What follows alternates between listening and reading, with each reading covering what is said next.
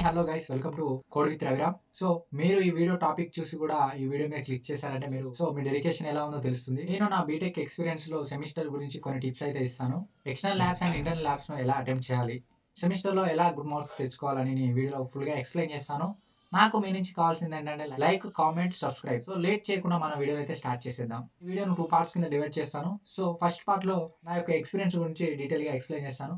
Second part లో semester కి ఎలా చదవాలని టిప్స్ ఇస్తాను. సో మీకు ఒకవేళ టిప్స్ కావాలంటే అక్కడ వరకు స్కిప్ చేసుకోండి. ఫస్ట్ ఇయర్ ఎగ్జామ్స్ లో నాకు కూడా చాలా భయం ఉండేది. ఎలా రాయాలి, ఏం చదవాలి, ఎలా ప్రిపరేషన్ అవ్వాలి, అసలు ఫస్ట్ మనం ఇలాంటి ప్రోగ్రామింగ్ లాంగ్వేజెస్ ఎలా రాయాలి, మనం ఇంటర్మీడియట్ లో నార్మల్ సబ్జెక్ట్స్ కానీ రాసాం, కానీ బీటెక్ వచ్చినాక ప్రోగ్రామింగ్ లాంగ్వేజెస్ ఉంటే వాటిని ఎలా రాయాలని కొంచెం కన్ఫ్యూజన్ ఉండేది. సో నేను కూడా చాలా సఫర్ అయ్యాను. కోడింగ్ చేయడానికి కానీ ఎగ్జామ్ ప్రిపరేషన్ కానీ టైం ఉండకపోయేది. అసైన్మెంట్స్ అని, రికార్డ్స్ అని, ల్యాబ్స్ అని, ఇంటర్నల్స్, మిడ్స్ ఇయర్ చాలా ఫాస్ట్గా అయిపోయింది. మెటీరియల్స్ కానీ మేడం నేను ఇలా చదవాలనుకుంటున్నా, ఇలా చేయాలనుకుంటున్నాను మేడం డౌట్స్ అడిగేది. అలాగే ఇంటికి వచ్చి కూడా ఫ్రెండ్స్ని అడిగేది. ఫ్రెండ్స్కి ఫోన్ చేశారు, ఇలా కమాండ్ స్టడీ చేద్దాం అనుకుంటున్నారా, ఈ టాపిక్ అర్థం కావట్లేదు, అలా ఫోన్ చేసి తెలుసుకునేది. అసలు ఎగ్జామ్ ప్యాటర్న్ అనేది ఎలా ఉంటుంది, ఎగ్జామ్ ఎలా రాయాలి, ఎలా సీనియర్ల నుంచి కూడా కొన్ని టిప్స్ అయితే నేర్చుకున్నాం మేము. ఫస్ట్ ఇయర్ ఎగ్జామ్స్ అయితే సక్సెస్ఫుల్గా నేను మంచి మార్క్స్ తో అయితే రాశాను.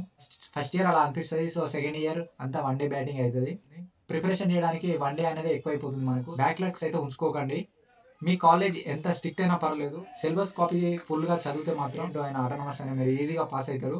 బ్యాక్లాగ్ ఉంచితే మాత్రం మీరు మీ జూనియర్తో వెళ్ళి రాయాల్సి వస్తుంది ఎగ్జామ్. సో అలాంటి పరిస్థితి అయితే తెచ్చుకోకండి. ఫస్ట్ ఇయర్స్ అంటే వాళ్ళకు కొత్త కాబట్టి ఏం తెలియదు కాబట్టి క్వశ్చన్స్ అనేది ఎలా వస్తాయి, ప్యాటర్న్ అనేది ఎలా వస్తుంది. మాకైతే R22 ప్యాటర్న్ ఉంటుంది భయ్య. సో మీకు R22 ఉంటుంది అనుకుంటున్నా, లేదంటే చేంజ్ కూడా కావచ్చు. ఎగ్జామ్ పేపర్ ఎలా వస్తుందో ఒకసారి ఐడెంటిఫై చేసుకోండి. మీ టీచర్స్ అడగండి, డెఫినెట్లీగా సిలబస్ కాపీ అయితే ఇస్తారు. ప్యాటర్న్ కూడా మీకు చెప్తారు. ప్రజెంట్ ఏ రెగ్యులేషన్ వస్తుంది, R22 కాదా అని. నా నుంచి ఫస్ట్ టిప్ ఏంటంటే సిలబస్ కాపీ భయ్య. సిలబస్ కాపీని A to Z 5 చాప్టర్స్ ఉన్నాయనుకో, 5 చాప్టర్స్ ను ఖచ్చితంగా చూసుకోండి. ఎందుకంటే మీ సెమిస్టర్ ఎగ్జామ్స్ ఆ 5 చాప్టర్ నుంచే వస్తాయి భయ్య, ఇంకెందులో నుంచే రావు.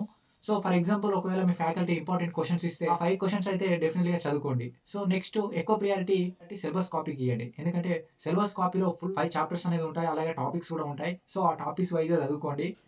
ఎలాంటి క్వశ్చన్స్ వచ్చినా కూడా మీరు అటెంప్ట్ చేసేటట్టు ఉండాలి భయ్య. 5 చాప్టర్ని A to Z చదవండి. ఆ టాపర్స్ అయితే అన్ని చదివేస్తారు భయ్య. మాలాంటి బ్యాక్ బెంచర్స్కి ఏమైనా టిప్ చెప్ భయ్య అంటే, మీకు ఫర్ ఎగ్జాంపుల్ 5 చాప్టర్స్ ఉన్నాయనుకో, ఒక చాప్టర్ నుంచి ఎట్లయినా మనకు 2 క్వశ్చన్స్ వస్తాయి. 2 క్వశ్చన్స్ వస్తాయి కాబట్టి డెఫినెట్లీగా మీరు చాప్టర్స్ అయితే నేర్చుకుంటే 3 క్వశ్చన్స్ అయితే అటెంప్ట్ చేస్తారు. 3 into 10 30 మార్క్స్ అయితే అక్కడ గెయిన్ చేస్తారు. CGPA అనేది మోస్ట్ ఇంపార్టెంట్ భయ్య. సో CSE, ECE, EEE ఇలాంటి బ్రాంచ్ వాళ్ళు అయితే ఎట్లయినా మినిమం 80% CGPA అయితే ఉండాలి భయ్య. ఇంతవరకు ఒక క్లాస్ కూడా వినలే, అసలు కాలేజ్ వెళ్ళలే. సో వాళ్ళు ఏం చేయాలంటే నేను 2 టిప్స్ చెప్తాను భయ్య. So first one ChatGPT, next one YouTube. So ఈ 2 రిసోర్సెస్ అయితే యూజ్ అవుతారు. సిలబస్ కాపీ తీసుకొని 2 or 3 చాప్టర్స్ అయితే చూసుకోండి భయ్య. సో అందులో టాపిక్ చూసుకొని మీరు ChatGPTలో కానీ యూట్యూబ్లో కొడితే మీకు అయితే ఫుల్ డీటెయిల్గా ఎక్స్ప్లెయిన్ చేస్తారు. అక్కడ మీరు చదువుకొని డైరెక్ట్గా మీరు ఎగ్జామ్స్ అయితే రాసేయండి భయ్య. ఓన్లీ ఫర్ ఎగ్జామ్స్ టైంలో అయితే ChatGPTని, యూట్యూబ్ వాడుకోండి భయ్య, మీకు డెఫినెట్లీగా యూస్ఫుల్ అవుతుంది. యూట్యూబ్లో కూడా చాలా రిసోర్సెస్ ఉన్నాయి భయ్య. ఏ టాపిక్ కావాలో ఆ టాపిక్ సెట్ చేస్తే మీకు డీటెయిల్గా ఎక్స్ప్లెయిన్ చేస్తారు.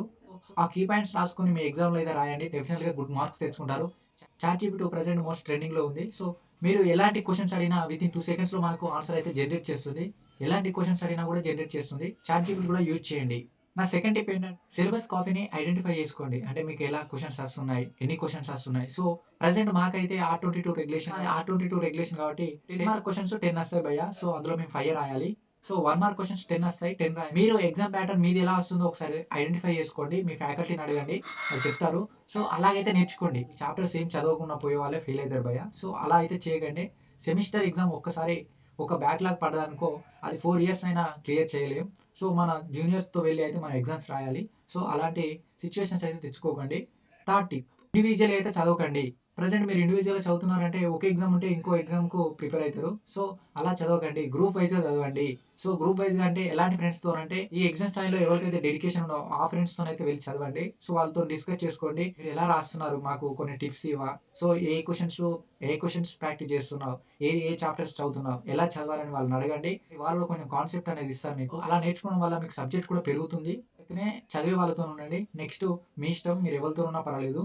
ఫోర్త్ టిప్ భయ్య, సో ఎగ్జామ్స్లో స్లిప్ మాత్రం పెట్టకండి. మీరు ఒకవేళ ఎగ్జామ్లో స్లిప్ పెడితే 2 బ్యాక్లాగ్స్ అయితే వాళ్ళు వేస్తారు భయ్య. ఇలాంటి మిస్టేక్స్ అయితే చేయకండి, స్లిప్స్ పెట్టకండి. మీరు ఏం చదువుకుంటున్నారో అదే వెళ్ళి రాయండి. సో ఎవ్రీ క్వశ్చన్, ప్రతి ఒక్క క్వశ్చన్ అటెంప్ట్ చేయండి.